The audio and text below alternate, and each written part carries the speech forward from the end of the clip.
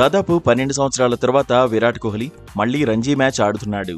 సొంతగడ్డ ఢిల్లీలో బరిలోకి దిగాడు. రైల్వేస్తో మ్యాచ్తో రంజీలోకి లాంగ్ టైం తర్వాత ఎంట్రీ ఇచ్చాడు. ఛాంపియన్స్ ట్రోఫీకి ముందు ఫామ్ అందుకోవడమే కోహ్లీ ముందున్న టార్గెట్. ఇంగ్లండ్తో వన్డే సిరీస్ కూడా కీలకమే. అయితే కొంతకాలంగా వికెట్లకు దూరంగా వెళ్తున్న బంతులను కోహ్లీ సమర్థంగా ఎదుర్కోలేకపోతున్నాడు. ఆఫ్ సైడ్ బంతులకు అవుట్ అవుతున్నాడు. న్యూజిలాండ్తో టెస్ట్ సిరీస్లో అలాగే పెవిలియన్ చేరాడు. బోర్డర్ గవాస్కర్ ట్రోఫీలోనూ అంతే.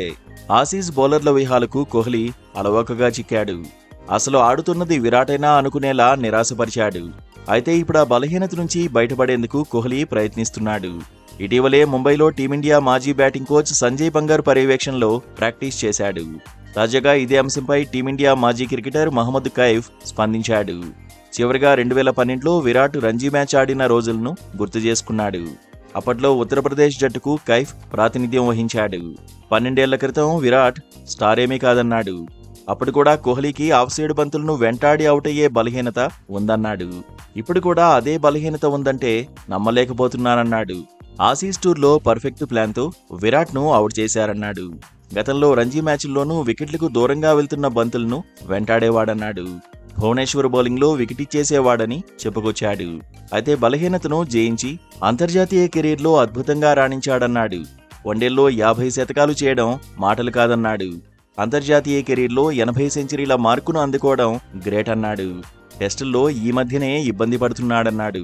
4-5 ఏళ్ల క్రితం లాంగ్ ఫార్మాట్లోనూ టాప్ బ్యాటర్ అన్నాడు. రంజీల్లో కోహ్లీ ఆడడం మంచిదే అన్నాడు. టీమిండియాకు కూడా ప్రయోజనం ఉంటుందన్నాడు. విరాట్ ఫామ్ అందుకుంటే ఛాంపియన్స్ ట్రోఫీలో భారత జట్టుకు అడ్వాంటేజ్ అవుతుందని అన్నాడు. రంజీ మ్యాచ్ ప్రాక్టీస్లా ఉపయోగపడుతుందన్నాడు. ఇంగ్లండ్తో వన్డే సిరీస్కు ముందు పరుగులు సాధిస్తే కాన్ఫిడెన్స్ పెరుగుతుందన్నాడు. ఛాంపియన్స్ ట్రోఫీలోనూ సరికొత్త ఎనర్జీతో ఆడే అవకాశం ఉంటుందన్నాడు. గత వన్డే ప్రపంచ కప్లో కోహ్లీ అద్భుతంగా రాణించాడన్నాడు.